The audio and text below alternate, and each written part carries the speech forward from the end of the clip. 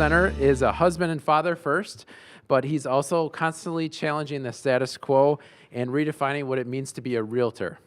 So he's known for building large client bases through out-of-the-box social media strategies, rather than boring them with marketing, market reports or trying to convince them how awesome he is. So beyond his role as CEO of Realty Executives Cooper Spransey, he also has a top-ranked real estate podcast called Onion Juice Podcast. And he also coaches rising realtors across the country on how to not only grow their business, but to do it with less stress. So today he's here to show us how to position ourselves to earn our audience's trust before they even interact with our brand, and how to position yourself to work with the people you really want to work with. So over the next 60 minutes, he'll be sharing his attraction model of sales and how it can prevent burnout and keep you off the roller coaster ride of sales. So without further ado, give a warm welcome to Neil Mathweg. Awesome. Thank you so much, Chris. Thank you. Awesome. How's everybody doing today? Great. Awesome. I want to thank you guys for coming here, and then I also want to thank the audience that's watching online. And specifically, this is kind of a cool moment. My wife and my 3 children, Izzy, Natalie, and Ashton, have never seen me talk before in a forum like this. Obviously, they hear me talk all the time, but they've never heard me give a talk. So I want to say hi to them, and also my parents down in Alabama. Mom and Dad, thank you for tuning in. So wanted to check that off my list, get that taken care of. So how many, I just want to get a show of hands, how many in here are chasing business? How many do that? Okay. Awesome. And how many feel that you have to chase in order to be successful? And how many would love to stop chasing and start attracting? Awesome. You're at the right place. This is great. Well, today what we're going to talk about, there we go. Today what we're going to talk about is first understanding attraction marketing and what attraction marketing looks like and how to attract the right people to your business. We're also going to talk about earning somebody's trust before they even meet you, and what does that look like, and then how to compel instead of having to convince people. So let me just give you a quick crash course on attraction marketing and give you some analogies to kind of get your head wrapped around attraction marketing. One analogy is a push versus a pull. I think a lot of us are used to pushing our content instead of pulling people into our business. So that's one analogy. Another one is a hunt versus farm. We're going to go out and hunt the business instead of farming, where we're planting seeds and then harvesting the fruit later, more like having a long game, okay?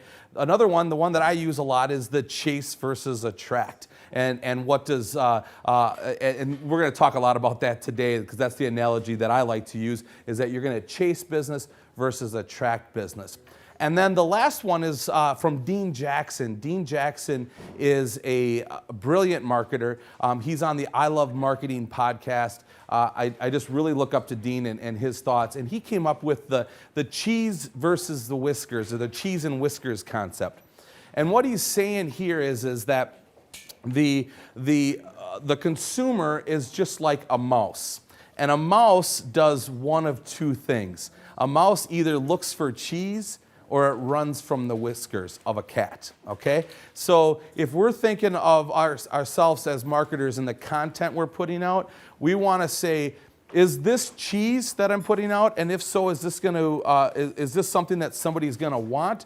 Or is it whiskers? Is it a sales pitch? And is the whiskers of a cat going to chase me away? So the cheese and whiskers concept goes really well with attraction marketing and understanding if what I'm putting out is value. Is it cheese, or is it way too salesy? And if it's too salesy, is it the whiskers of the cat? So today, in today's marketing world, we've all heard about being authentic, right? Like, we need to be authentic, we need to be real. But I think it goes a step further. I think instead of just being authentic, you need to be vulnerable. And guys, vulnerability is something that a lot of us don't like to talk about. So this might get weird, and I'm okay with that. But if you guys are willing to get vulnerable in your marketing and who you are and being real on social media, it will take you to new heights. One of the most downloaded episodes of my podcast is when I talk about vulnerability. People just don't want to hear about it. Okay, but I'm going to keep pressing forward and keep talking about it because it really it launched my business to new levels once I started becoming vulnerable. And I want to tell you the story about how I first discovered vulnerability, and it was during the recession. So I kind of like think of myself before recession and after recession. Before recession, I was all about myself. I was the #1 realtor. I had it all together. I was perfect. I had, I drove a nice car. I had a nice big house. I lived a perfect life, right? And I presented myself as perfect. I also did things in my business that were for me, that was for my benefit. And I went, during the recession, I kind of had a change of heart. I kind of went to this place of instead of being a salesman, I started being a servant. And when I was a salesman, I was just all about me. And I was doing things that were going to help my sales. And I just want to give you a couple examples. One is open houses. See, I told every seller out there that part of my marketing plan was I was going to sell their house because of open houses. And part of my plan was to do an open house for them so that I could sell their house. And then the truth is that 1%, and this is year after year, this is reported, 1% of houses sell from open houses. So the truth wasn't that I was going to sell their house because it was like a 1% chance that I was going to sell their house doing an open house.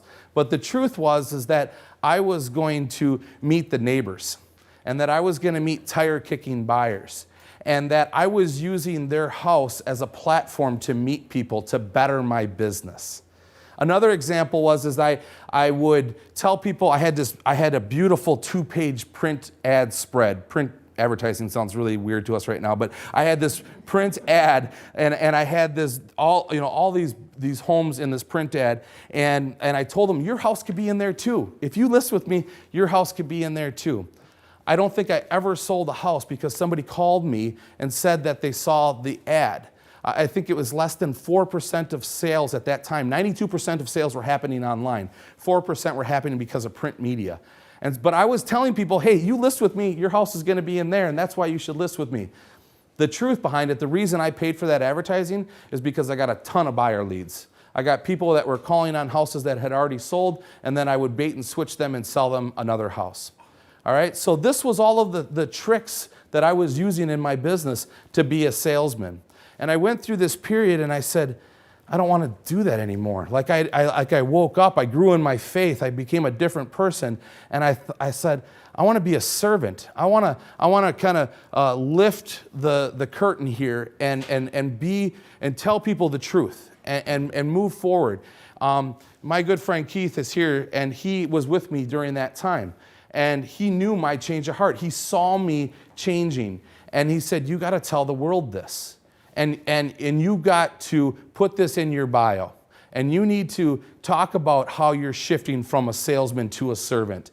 And you need to educate people and empower people and engage with people. And if you do that, I think your business is going to do really well. So we rewrote my bio, and I have some other stories that I'll share with you later on of the power that happened when I became vulnerable and grew. So today, it takes more than just being authentic. You have to be vulnerable. And Patrick Lenciani, he says it this way, that so many people think that vulnerability is wrong. They think that it shows your lack of competence and that you're an idiot. He writes this in his book. When in fact, it does the opposite. It shows you're real, and it causes an emotional attraction. The words I want you to hold on to here, friends, is emotional attraction. It creates this emotional attraction. When I'm vulnerable and when I'm real with people, you want to be it causes this emotional attraction where you want to engage with this person, or like what I call it is that people can't relate to your perfection. So hold on to that. People can't relate to your perfection. Before I was this realtor, I was number one. I had it all together. And I would only post things that would make me look good. I would never post things like I'm going to show you in a little bit. I would only post what made me look good. And people couldn't relate to that. But if I'm human and if I'm a little bit vulnerable and I'm real, then people can relate to me. So this is how people can start to trust you before they even meet you, because you start to share things in your life and who you are, and they start to say, hey, if he's willing to share that, then my level of trust just went up for him. So people can't relate to your perfection. And most people today would rather hire somebody they trust over someone who is professional. And this gets beat up a lot because we're all professional, right? We're in business, and we feel that we have to put this professional persona out. But the thing is that people are not hiring people because they're professional. They're hiring people because they trust them. And so by being vulnerable, you learn, or you will get people to trust you before they even meet you.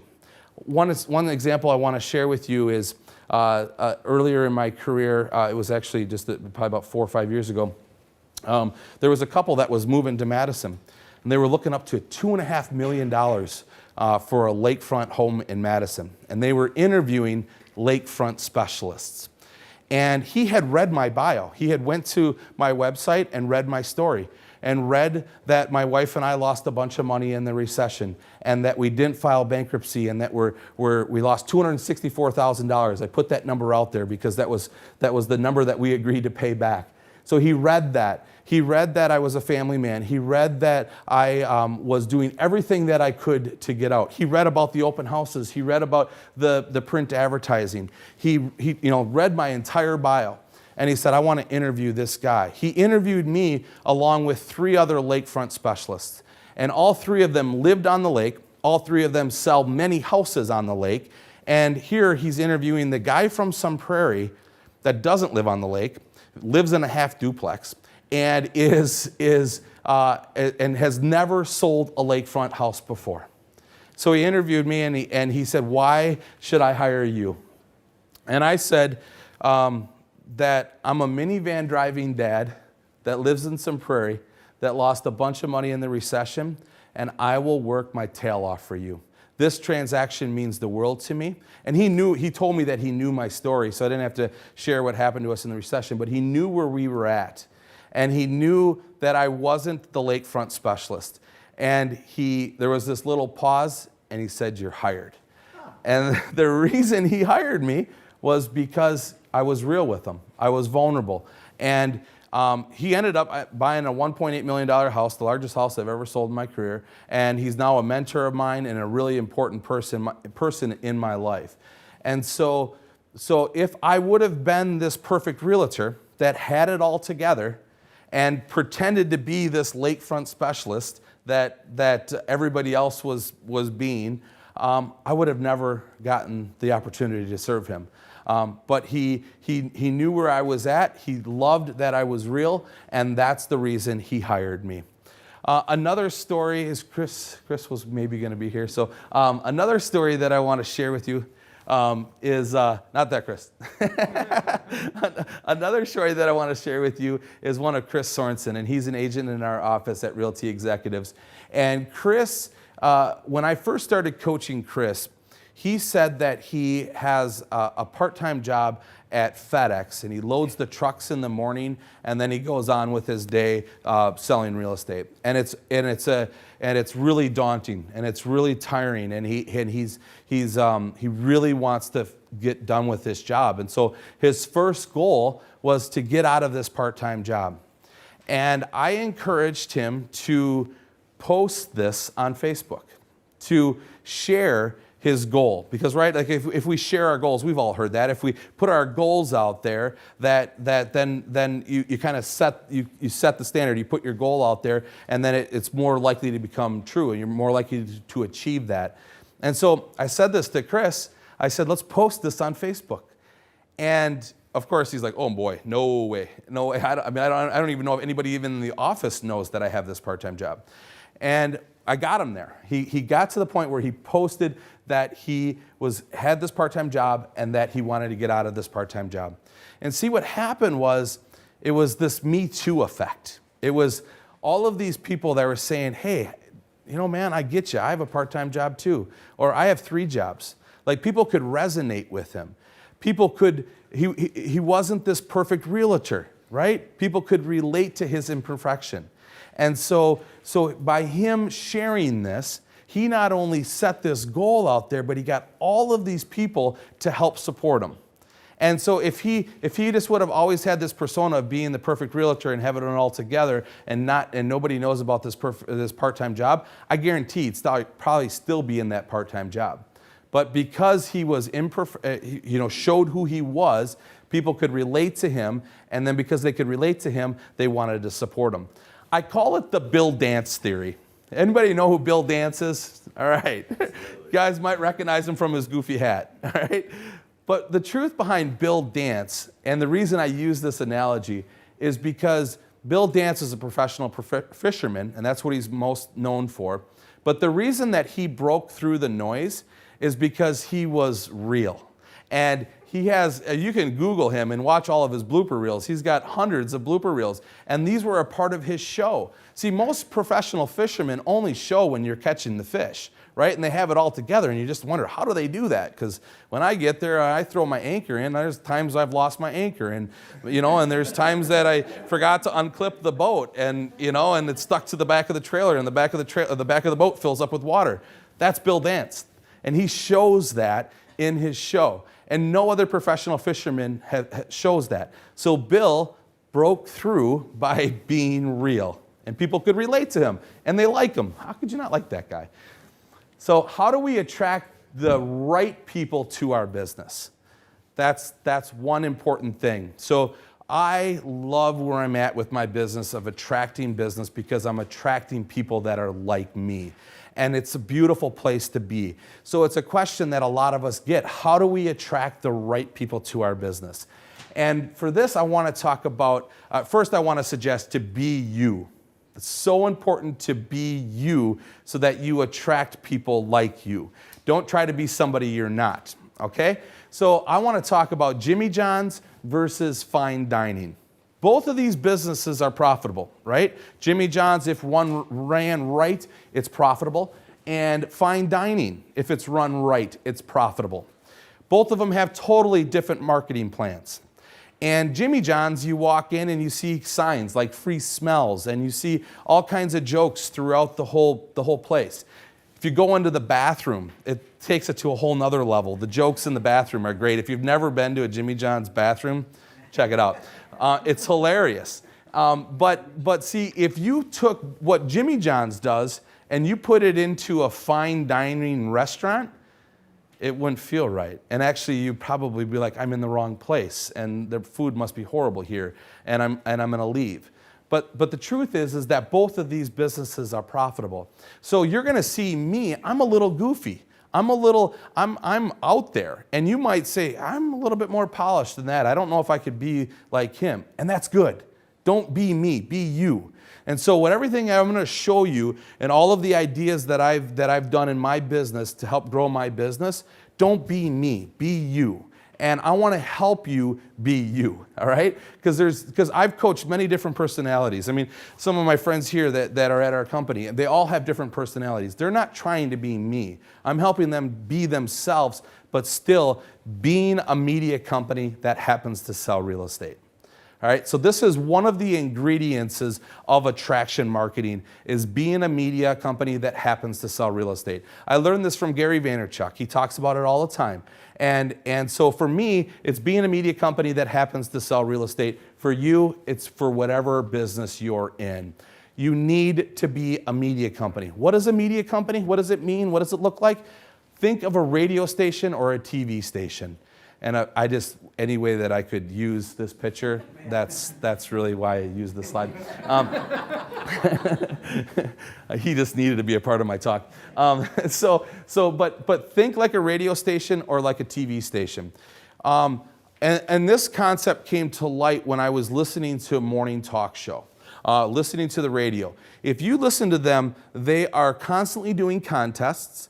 They are giving away tickets. They are engaging with their audience. Every piece of content that they put out is to get people to interact with them, right? It's like, hey, I know what you guys are talking about. That happened to me too, and here's my story. And people are ready to engage. So think like a radio station, or when you're thinking about being a media company, because it's all about getting engagements from your audience. You have to think of, like, when you put out a post, is my audience going to engage with this? If I put a post out about interest rates or a market report, nobody's going to engage with it, because why would you? Right? But if I put out a compelling question that is asking somebody's opinion or a comment on something or a reason for them to engage, they're going to engage. So don't focus on your content of pushing it out. Focus on your content of how many people are going to engage with this. And be yourself when you post that. So I want to just give you guys a bunch of ideas of things that I've done in my career and things that have helped me get engagement. The first one that I want to talk about is, and you guys are probably wondering, what is he up to now? Well, you actually already saw a picture with me with this nose on, so you're getting used to it. So I used to do, it was called Mathweg Monday Trivia, and I posted it on every Monday on my business Facebook page. And the idea behind it was I wanted to cheer people up on Mondays. And I wanted to engage with my audience. And I wanted to be a media company, right? And so I put all of this together, and I it was called Mathweg Monday Trivia, and I would come up with a Family Feud style trivia question. Not a trivia question that you could Google and quickly get the answer, because then obviously one person would guess and the game would be over. I wanted a Family Feud style trivia question like, name something you would see if you went to a Brewer baseball game, right? There's thousands of answers. And so two of us would huddle up in my office and we'd say, okay, well, should we do this? Keith was part of this. Like, should we do this? Or no, that one's way too easy. Or should we do this? No, that one's way too hard. How about this for the answer? And we would and then we would come up with the answer, and we would wait for people to engage. And we would get 2,500 to 5,000 views a week organically, because people would comment, and then it would go on to other pages and go from there. And I did this consistently every Monday morning for 4 years. And the level of engagement that I had with my audience was through the roof. So I'm just going to play a little clip of it, 1 minute clip of it, so you can get an idea of it. Everybody, Neil Mathweg here, Realty Executives, Cooper Spransky. Hope that everybody's having a great day. Yesterday I went to get medicine for my daughter Izzy, and I came out with this on, and I think that this cheered her up more than the medicine did. So. And then after I posted this, Kathy Jasper said, why don't you wear this on Monday for your trivia video? And I thought, why not? But I have a hard time talking, so I'm going to tank this. Oh boy. Anyways, here's today's trivia question. A year ago today, we were down in Chicago on a little family trip. So I thought my little time hop said that it was 1 year ago today. So I thought let's do something around Chicago. So name something you might see on a trip to Chicago. Enter your guess below. The first one to guess correctly does win a $25 gift certificate to one of our 4 restaurants. We got Day One Pizza, Captain Bill's, Mariners Inn, or Naughty Gal. You win. You get to take your pick. If this is the first time you played Mathweg Monday Trivia, it's all about cheering people up. You know, I mean, it's doing something like this.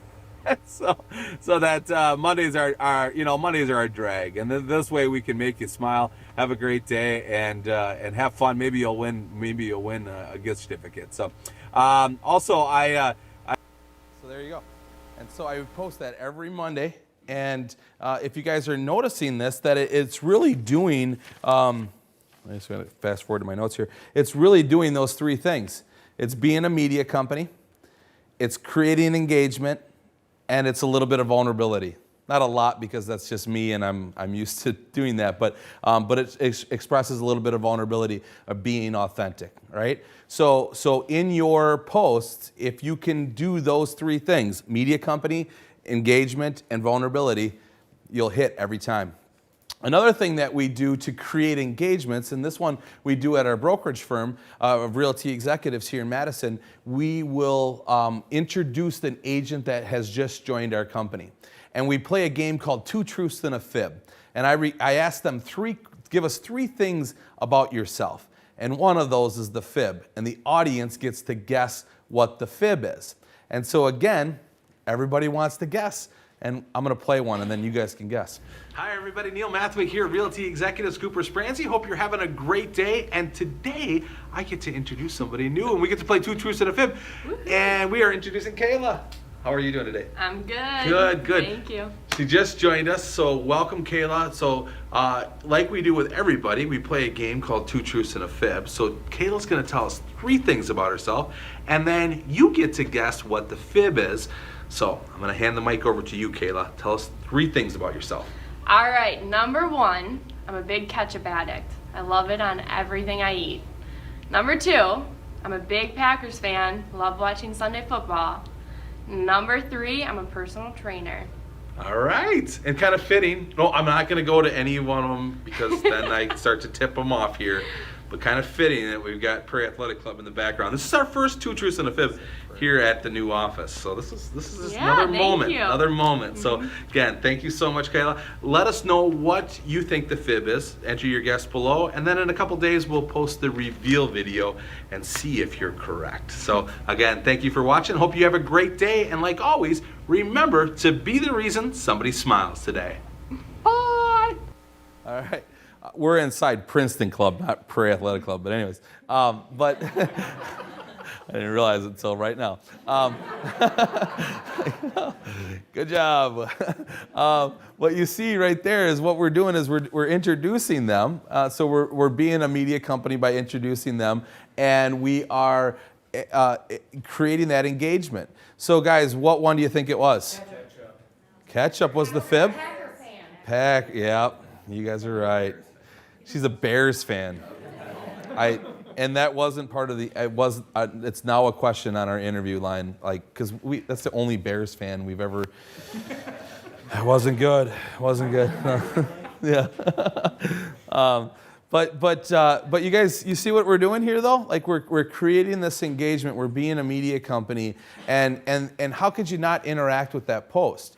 Because if I just took a picture of Kayla and posted that on Facebook and said, welcome to the company, we'd get a few likes and a few comments of people that know her that would say, welcome to the company. But with this, we get all kinds of people that want to guess. And this post, I think, had, I don't know how many, let's just say 50 comments on it. And probably 2,500 views organically.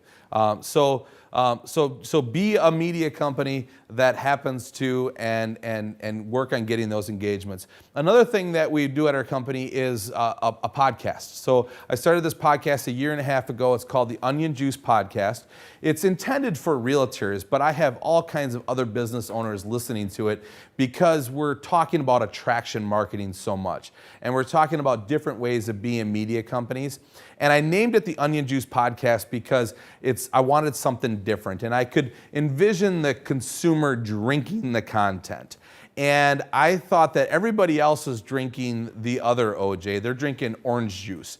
And so I wanted to be different. And so, as disgusting as it sounds, it's called the Onion Juice Podcast. And see, what this has done for our business at Realty Executives is this has not only given content to our associates that are a part of our company, but it's also other realtors in the area are listening to it and might open their eyes to our company. But we're growing this huge network across the country. And actually now we're even like, I got some listeners in Australia. It's pretty cool. So we're like growing worldwide now by being a media company that happens to sell real estate. So podcasting is another great idea for you to grow your business. So this one is a little bit of a mixture between attraction and chasing. And I just love this because it gives such a great idea for you to use Instagram or Twitter for. And it's the story from the owner of AJ Bombers, Joe Sorge. Joe, what he would do is he used Twitter at the time. and he has AJ Bomber's, a burger restaurant in Milwaukee, and he would follow the hashtag of the Milwaukee airport.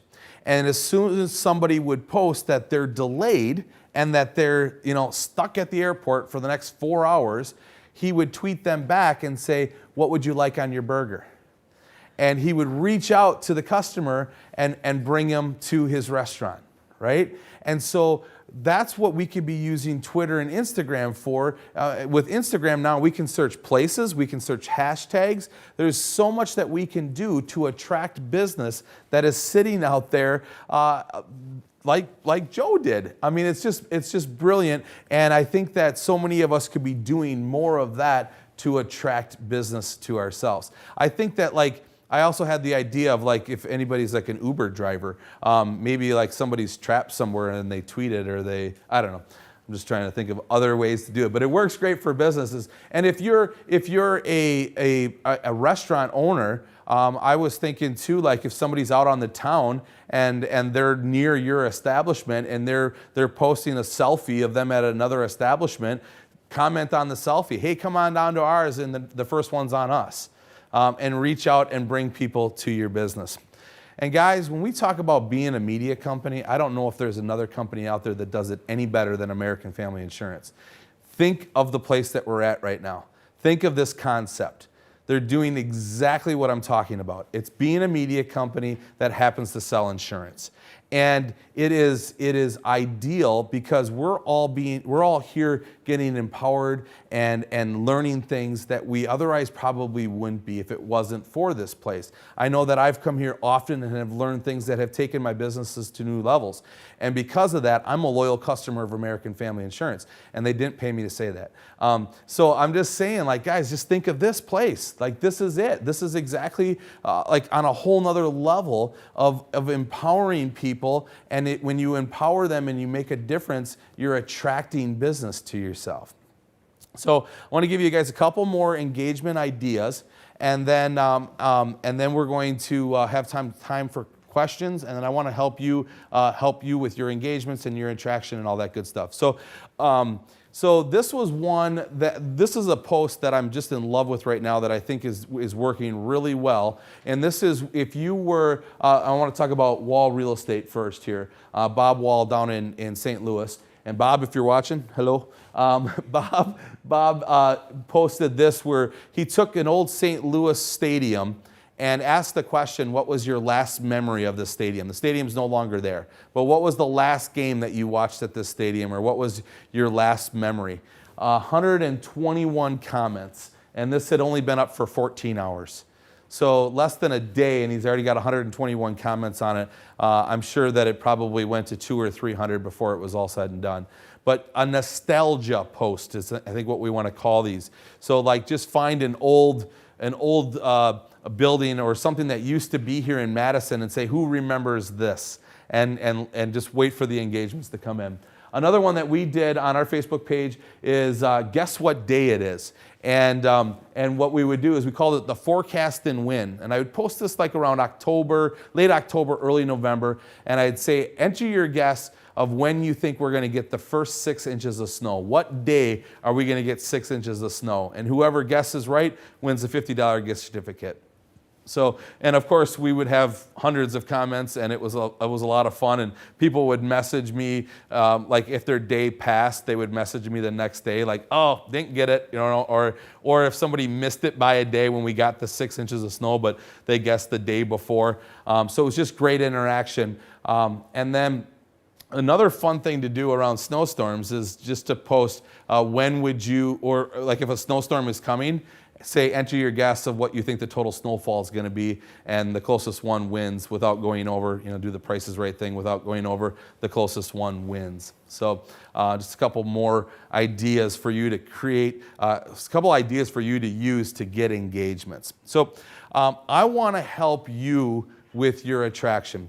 And when I talked about doing this with Chris and some other people from the DreamBank, they kind of thought I was crazy for doing this, and I'm cool with it because I when I hear that I'm kind of crazy, okay, I think I'm on track here. So I want to help you with your business. And this goes for everybody in the audience and everybody that's listening online.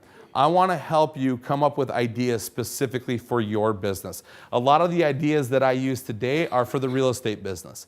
But whatever industry you're in, I want to help you and I want to give you 2 or 3 ideas. So everybody get your phones out and text the word attraction to 44222. Don't you love a speaker that says to get your phone out? Right? Like, yes, I finally get to look at it. Okay, maybe that's just me.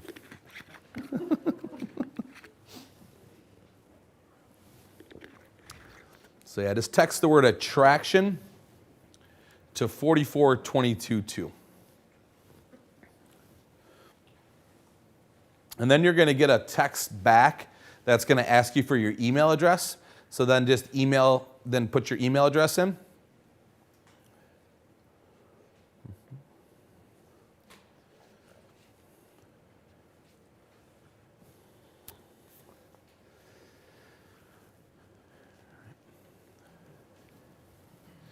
And then later today or tonight or whenever, look up that email. Now everybody's phone's going to start chirping. This is good. Look up that email that I'm going to send you an email with a link for you to go put in your industry so that I can know exactly what you're doing. And then I'm going to build videos for every industry. And I'm going to give you 2 or 3 ideas that I think would work specifically well with your industry using different platforms from anywhere from Facebook to Instagram to Snapchat to Twitter to whatever it might be. But I want to give you ideas so that you can use this to start attracting specifically for your business.